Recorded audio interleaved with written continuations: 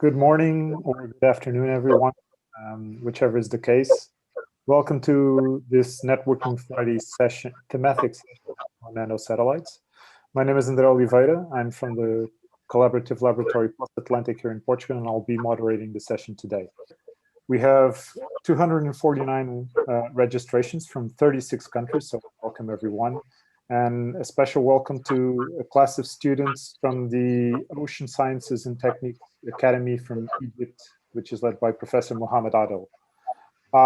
Today we have a very distinguished panel. We have Roger Wooker from ESA, he's the head of the CubeSat Systems Unit, and Stewart Bernard, Chief Scientist at the South African National Space Agency, SANSA, and also Chief Scientific Officer at the ESA Center. Just before we kickstart the different sessions, I do have a couple of slides just to introduce you to the Collaborative Laboratory Plus Atlantic. Basically, the Collaborative Laboratory Plus Atlantic is a non-profit association based in Portugal that's comprised of 13 members between academia, universities, research institutes, and industry. We have 4 facilities in Portugal, 46 highly qualified staff with a very multidisciplinary background. We have oceanographers, marine biologists, engineers, mechanical and electronic, aerospace engineers, geologists, architects. So really a very multidisciplinary team. And we're one of the Portuguese nodes of the ESA Center. We work essentially in the nexus of trying to generate value, knowledge for a sustainable ocean. And some of the areas of work we've been focusing on are mostly related to the integration and combination of remote sensing data, especially concerning the use of small satellites and constellations, as well as numerical modeling and artificial intelligence, both using global and coastal products such as MEMS, the Copernicus Marine Service, and also results from models from our own members, in situ data and citizen data, where we've been working on projects with some of our association members. Also have a collaboration with the MIT Visualization Lab to test some of the sensors they've been working on. And we're mostly interested in democratizing access to oceanic sensors and combining all of this with socioeconomic data to try and provide intelligence and new knowledge for different application areas, ranging from aquaculture, fisheries, coastal hazards, renewable energies in offshore locations. So we cover a very broad range of activities. I'm most pleased to give the floor to Roger from ESA's CubeSat System Unit. Roger, the floor is yours. Well, good afternoon, everybody. Good morning, good evening, wherever you are. And yes, I'll give you a talk on technology CubeSat nanosatellite activities at ESA. My name is Roger Wooker. I'm head of the CubeSat Systems Unit. I'm located at ESTEC in the Netherlands, and I'm working for European Space Agency in the Directorate of Technology, Engineering and Quality. So just before we get into the activities we're doing at ESA on nanosatellites, I just wanted to perhaps give a few introductory words by way of a tutorial about CubeSats.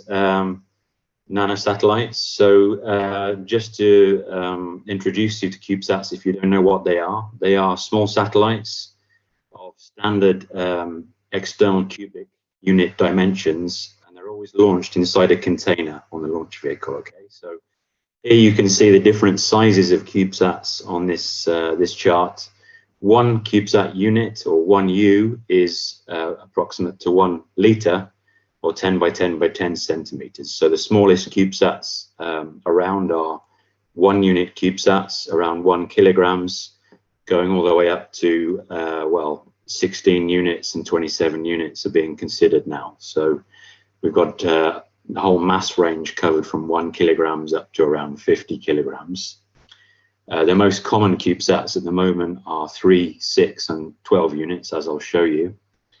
And they are basically small satellites, which are, as I said, standardized in dimensions, but highly modular in terms of how they're integrated with the electronics and all the onboard systems internally. And they're extensively using commercial off-the-shelf electronics components. So components that have been developed for terrestrial uses, automotive, etc. And all of those things, small size, modularity, standardization of interfaces and terrestrial components combine to keep the cost low. So why are we interested in CubeSats in general? They are low cost. They're some of the lowest cost spacecraft available to develop, launch, and operate. They are also fast to develop.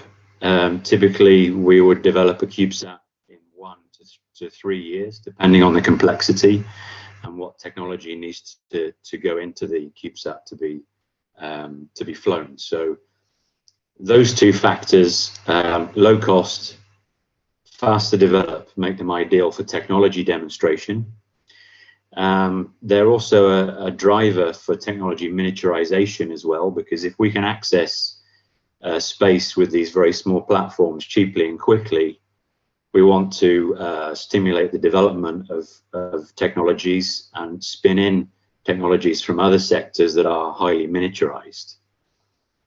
Over the years, the capability, therefore, has been increasing of these small platforms, and now they've reached a level where they can be deployed due to their low unit cost in highly distributed systems. So I'm talking about constellations, swarm formations, or fleets of CubeSats and so on. So these are particularly interesting, let's say, applications of these distributed systems for various purposes, which I'll get on to explaining.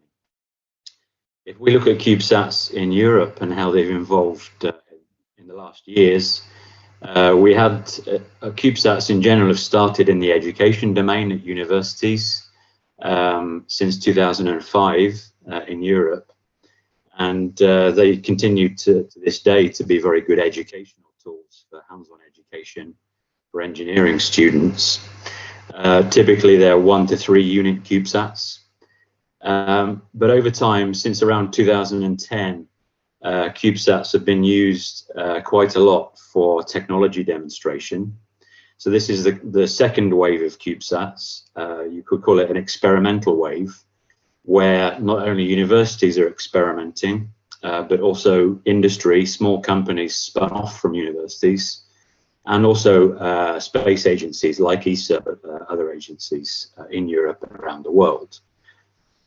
More recently than that, as the capability of these small systems have been demonstrated with the technology demonstration missions, we're now starting to see a third wave, a so-called operational wave, where CubeSats can be fielded for various applications. For instance, in low Earth orbit for constellations or swarms, close proximity operations, formation flying, rendezvous and docking, or close inspection of other objects in space. So that's close proximity operations. And also more recently, only the last couple of years, we've seen them being developed for science or exploration beyond low Earth orbit. And again, CubeSat sizes have been growing up to from 3 up to 12U in this context. So for the educational CubeSats, I mean, I've been with CubeSats since around 2007, and that was when the CubeSats were being developed at universities, and we at ESA offered the opportunity for 7 university CubeSats of 1U size to be flown on the maiden flight of our Vega small launcher, and that happened in 2012.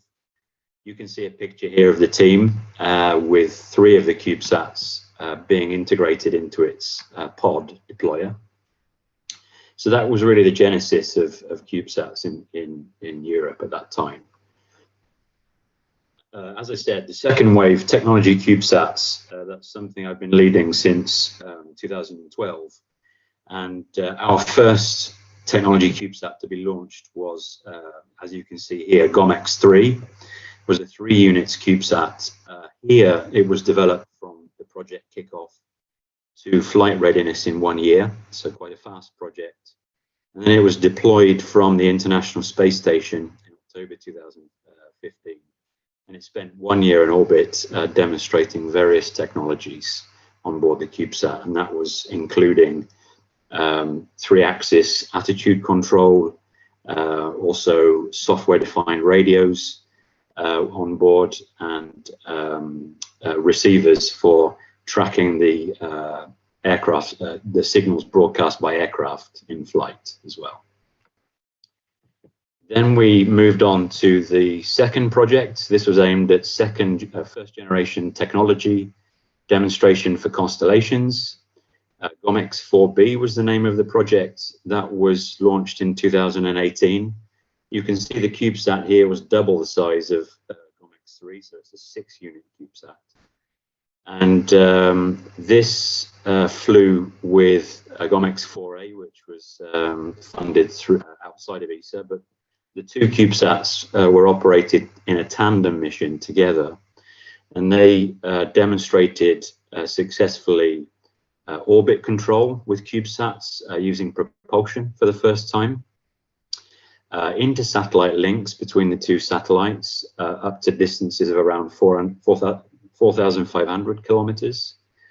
A technology which is very relevant for constellations to get data back to ground quickly through the constellation. It had demonstrated the first hyperspectral imager on board a CubeSat, and also a star tracker for precision pointing. Then we've had also in development CubeSats for scientific research. Probably it's good to highlight a couple of these. One of these is Picasso. That's for atmospheric science. So it's a 3-unit CubeSat that was launched in September last year to demonstrate the measurement of stratospheric ozone, vertical profiles of ozone, using a multispectral imager.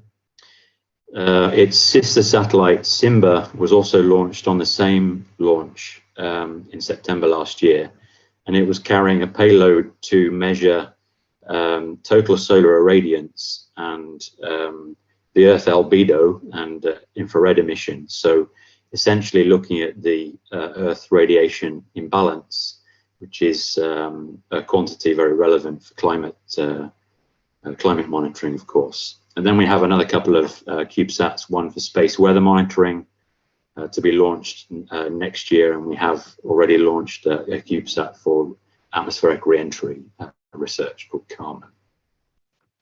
I wanted to bring to your attention another CubeSat we have in development at the moment. I understand quite a few of you are in the marine science and the marine community. We are developing a CubeSat, 3-unit CubeSat called Pretty. It's for demonstrating GNSS reflectometry techniques. So the CubeSat will carry a payload which is essentially a receiver for GNSS satellite signals, so GPS or Galileo signals, and it will pick up signals that are coming directly from a GNSS satellite, and also the same signal bounced off and reflected from the ocean surface, on the surface of the ocean there. So that's all measured in a software-defined radio on board, and through onboard correlation techniques, it's using the direct and reflected signals to actually measure the sea surface state, quantities like the roughness of the sea, the presence of sea ice, and also it's performing relative altimetry, so it's measuring ocean currents at high precision, typically on the centimeter level of relative altimetry. So that's going to be a CubeSat that's launching in 2022, so it could be quite relevant for the marine community. So that's a bit of a highlight of the technology CubeSats we have in the program. Coming on to the operational wave, as I said, there are different applications. We have done quite a lot of studies on future low Earth orbit constellations, and particularly for Earth observation and telecommunications purposes. So for Earth observation, there have been some very interesting studies on constellations for high resolution NO2 pollution monitoring of urban areas over the diurnal cycle. So a constellation of typically 30 satellites in different orbit planes could monitor over the daily cycle NO2 and also methane emissions. All of these are relevant for pollution in urban areas, plus climate quantities and so on. There are other applications for CubeSat constellations, particularly in global tropospheric measurements for weather prediction. So that's another aspect very relevant for shipping and marine aspects. That's done using GNSS radio occultation, sounding of the atmosphere, and reflectometry, which I mentioned also. Payloads are consisting of microwave radiometers, for instance, will also be useful in this context. Then you have optical imagery payloads that could be flown on these constellations for performing change detections, particularly of land, floods, and fire hazards, and that's served by payloads of hyperspectral images. In the telecom domain, this is done in our ARTES program. There are quite a lot of studies being done and missions, demonstration missions ongoing on narrowband in-orbit of things, asset tracking for assets on ground, ship and aircraft tracking, so essentially SAT AIS and ADS-B signal tracking, and also situational awareness. We've also looked at constellations for space weather monitoring, particularly the ionosphere, radiation environment, and the Earth's magnetic field. From all of these studies, it's been highlighted that larger platforms are becoming more relevant, so 12 to 16U for more payload volume. We also need to have capabilities to reorbit or deorbit the satellites at end of life, and have high rate downlink to get the data back to Earth quickly, and also into satellite links, as I mentioned. And some technologies have been highlighted, for instance, higher power generation for communications downlink, and electric propulsion for maneuverability. Not to mention also increases in onboard autonomy are needed for managing a large constellation. For close proximity operations, we have a very interesting mission to be done in the next few years. The Rendezvous Autonomous CubeSats experiment, that's aimed at demonstrating the docking of two CubeSats, 6-unit CubeSats in orbit. And the demonstration is aimed towards future applications like autonomous on-orbit assembly of larger space structures using building blocks. So you can imagine after this demonstration would be done, we can start to contemplate building up things like large optical telescopes from several mirror segments on orbit. So that's a way of aggregating space systems and doing on-orbit assembly. Then we move to deep space. So we are doing developing some deep space CubeSats. There is a deep space mission for planetary defense purposes called the HERA mission. That's to be launched in 2024 to visit the asteroid Didymos. HERA is a large spacecraft of around 1 ton, and you can see that on the image here at the top. that spacecraft will be carrying two 6-unit CubeSats, which will be deployed once the main spacecraft arrives at the asteroid. And you can see the two CubeSats depicted here. And those CubeSats will be carrying very interesting scientific payloads to, for instance, measure the interior of the asteroid, which will be the first time ever a small body, an asteroid in space, has had the interior composition measured using low frequency radar. And also the other CubeSat will be carrying multispectral images characterizing the surface mineral properties. So that's one good example. The other example to highlight for future deep space CubeSats is a mission we're now starting the preliminary design phase.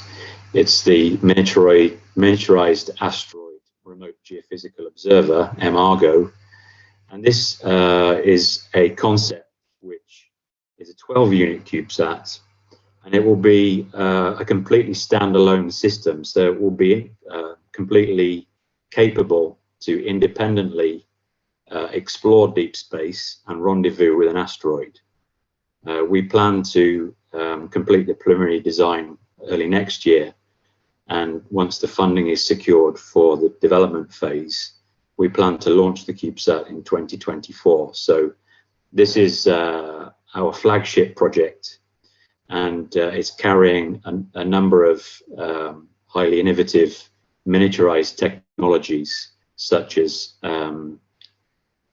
let's say electric propulsion system, X-band communications with an X-band high gain antenna, which you can see here on the graphic, and also a high power solar array, which is steerable towards the sun to maximize the power generation. So that's a very ambitious and technologically challenging mission, but we have all of the technologies in development right now in our program. And once they're integrated together in a complete system, we'll launch the CubeSat, and it will arrive at the asteroid around 2 years later to measure the asteroid for the presence of in situ resources, so minerals and water ice content that could be potentially mined in the long-term future. The point to highlight here is a mission like MARGO will demonstrate a system which will lead to the entry-level cost of deep space exploration being lowered by about a factor of 10. So typically to rendezvous with an asteroid currently with conventional technology, it might cost around 250 million euros. And we aim to lower that cost to around 25. So it's quite a radical reduction in cost for deep space. And that will lead to many different applications for this type of system in the future, not only asteroid missions, but also potentially missions to Mars, Venus, or also measurements of space weather in deep space. And that concludes my presentation. Thank you. Thanks very much, Roger. We'll move on to Stewart. Stewart, the floor is yours.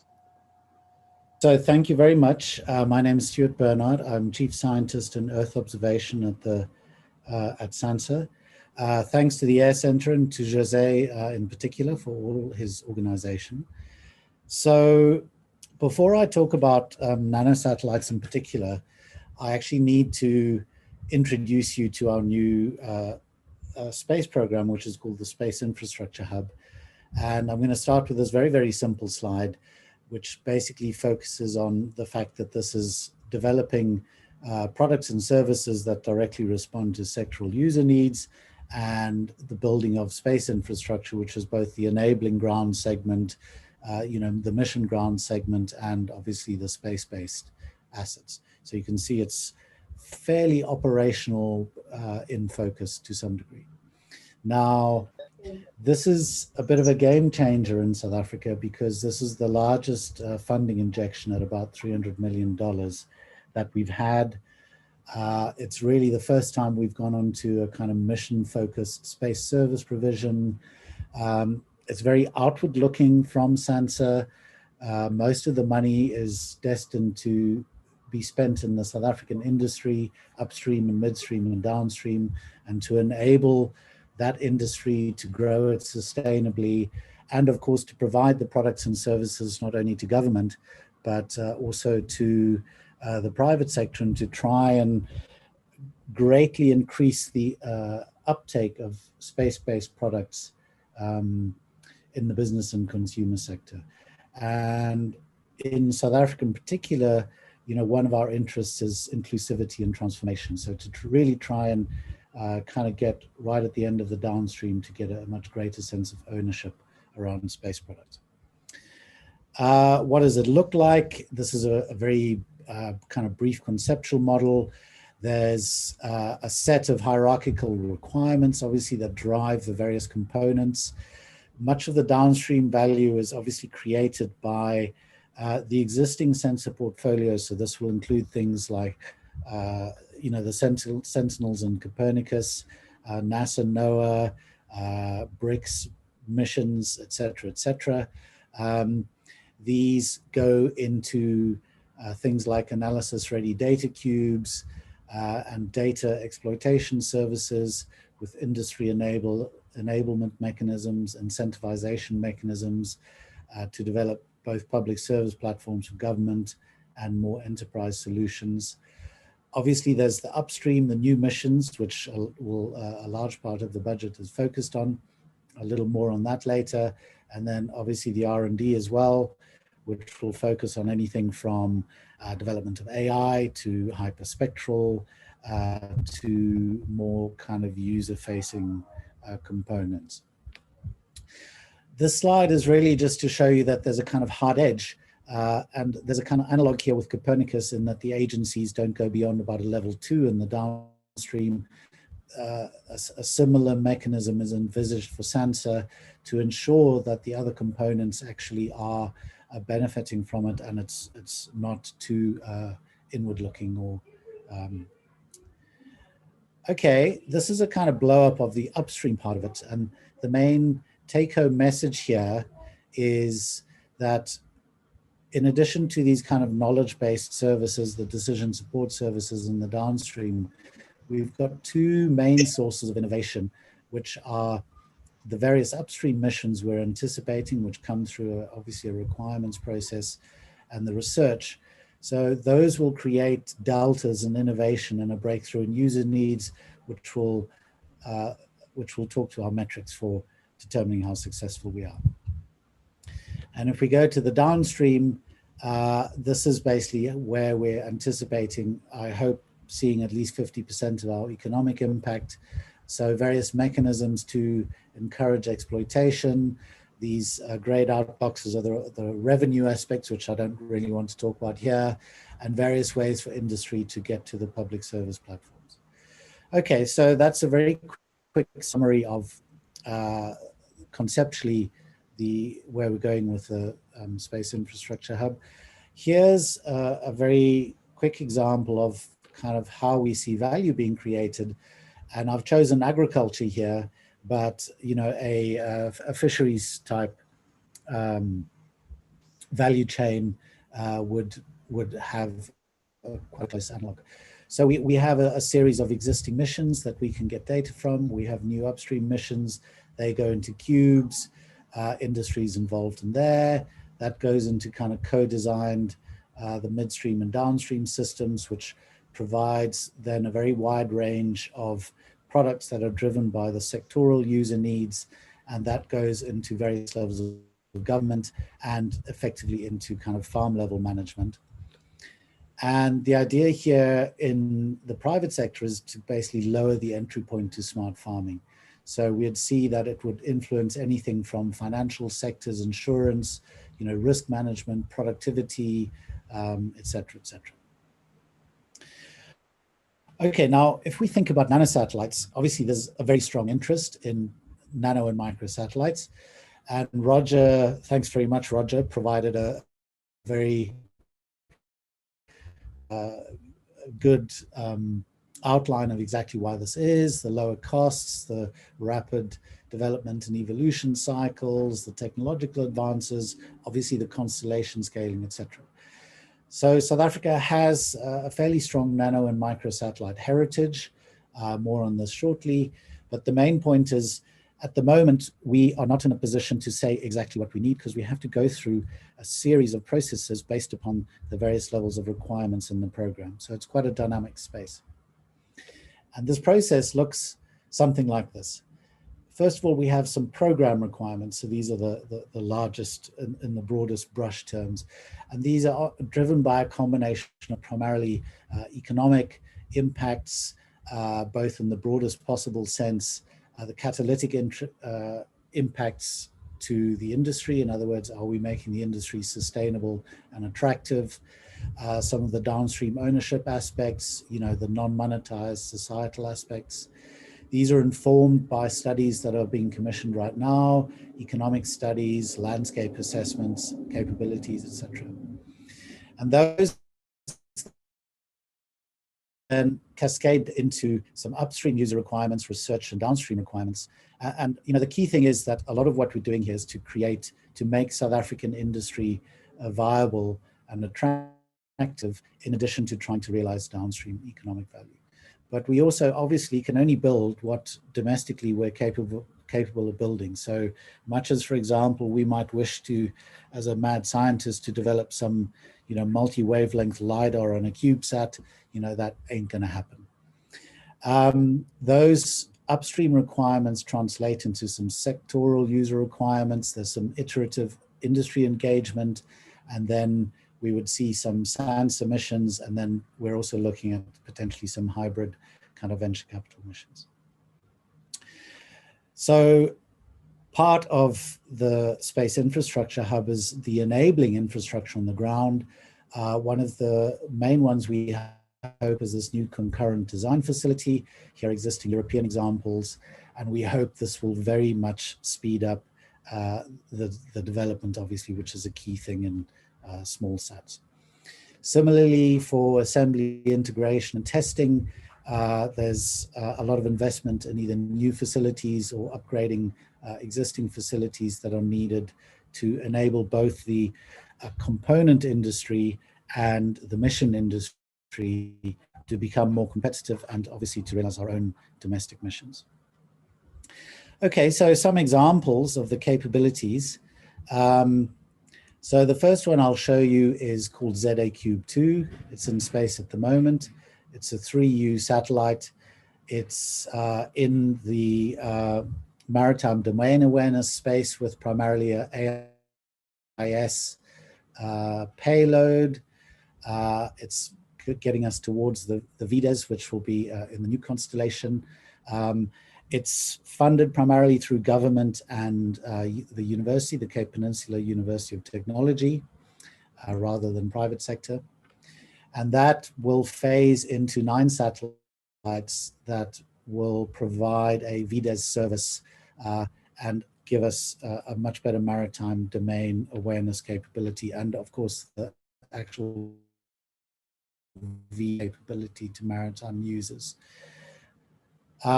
This slide is in here because I like the fact very much that the ZA-Cube data is actually being operationally assimilated into our fully operational integrated vessel tracking system under our ocean and coastal information management system. So there is a downstream segment that is integrating the data.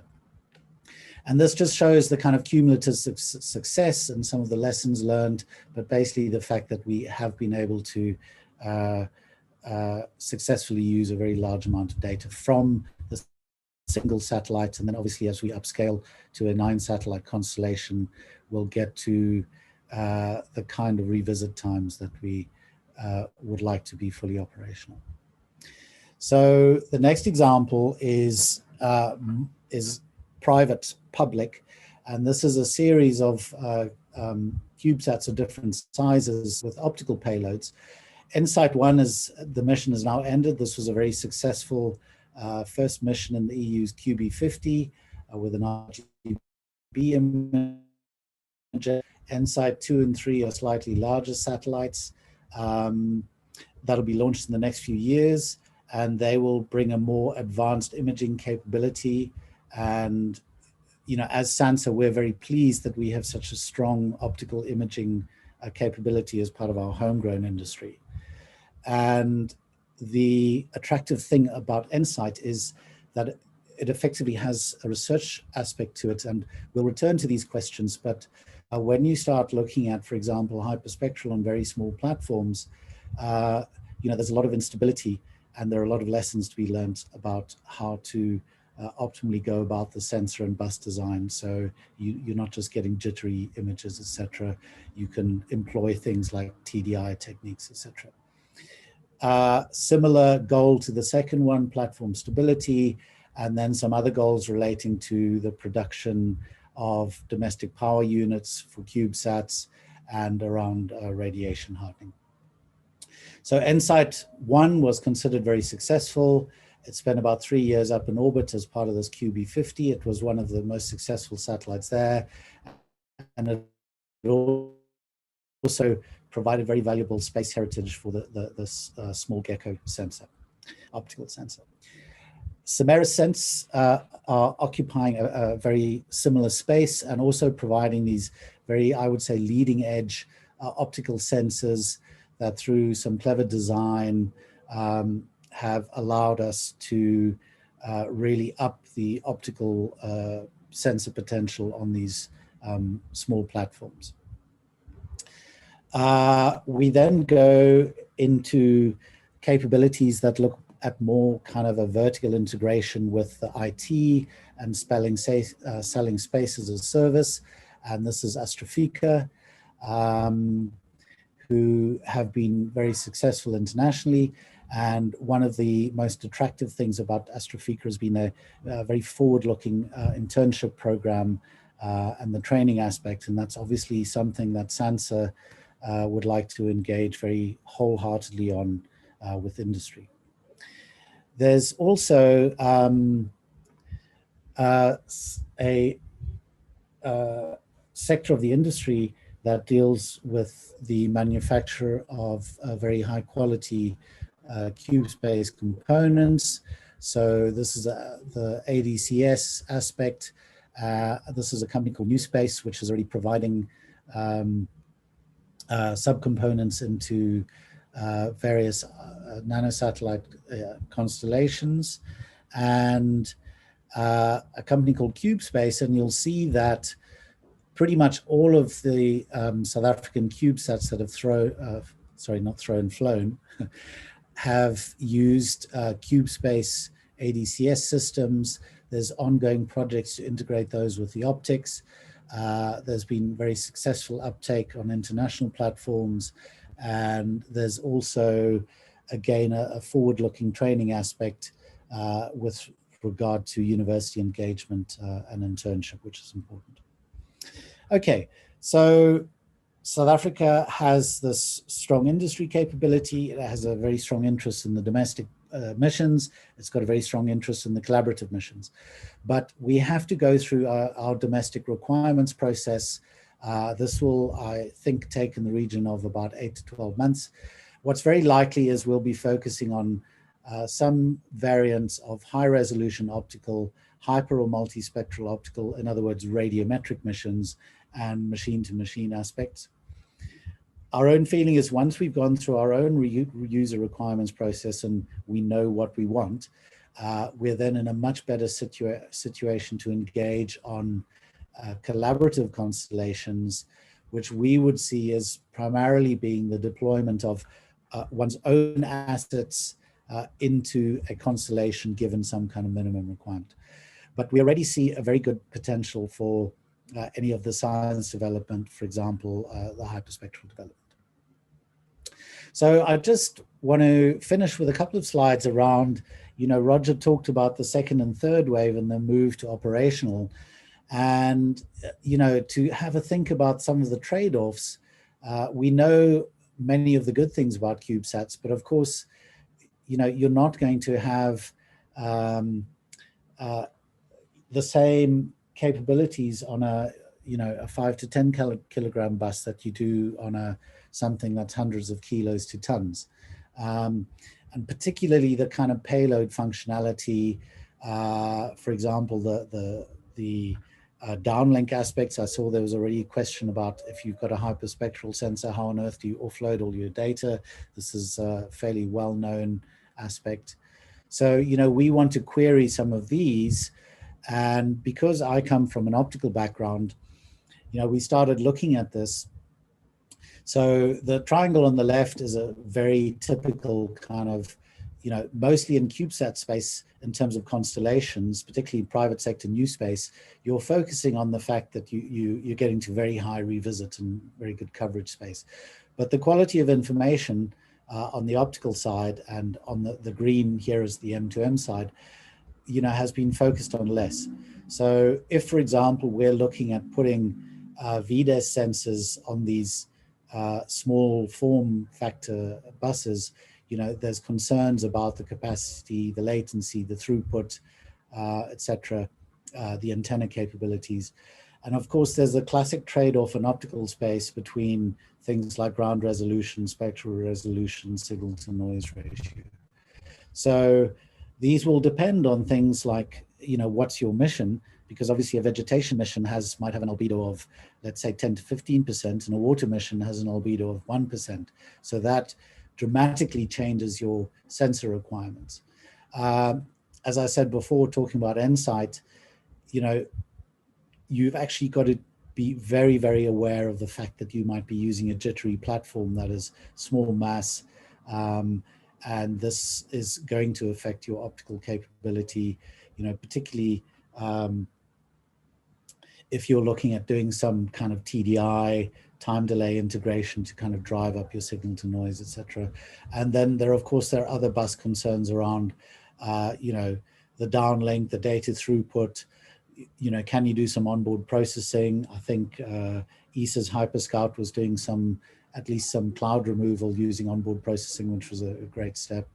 And then the question is, if you take, for example, Sentinel-2, which is obviously not a hyperspectral mission, but is probably the highest resolution free sensor, you have an uncertainty there of about 5%. Now, how much money and how big and what other constraints are you going to have to overcome to get to, for example, even a 10% uncertainty with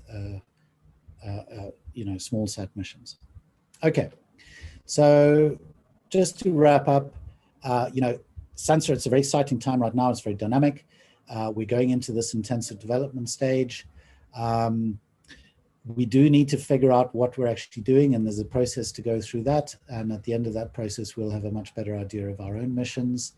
Subsequent to that, there'll be a very strong interest in looking at a collaborative constellation. And lastly, we are looking at a series of research calls. There'll be a call coming out in the next few months about the hyperspectral development, synthetic data sets, etc., that are designed to allow us to be much better informed with regard to hyper multispectral sensor design. And obviously there's a lot of space for collaboration in there, and we're already looking at driving an active collaboration with NASA. And thank you very much, Andre. Thank you for bearing with me. I'm aware I've overshot my time slightly, and back to you. Thanks, Stewart. Very interesting presentation. From my side, it was a pleasure to moderate the session. From the ESA Center, thanks very much to all panelists and to all attendants. Thank you. Thanks for the invitation. Just to say thank you very much. It was a pleasure.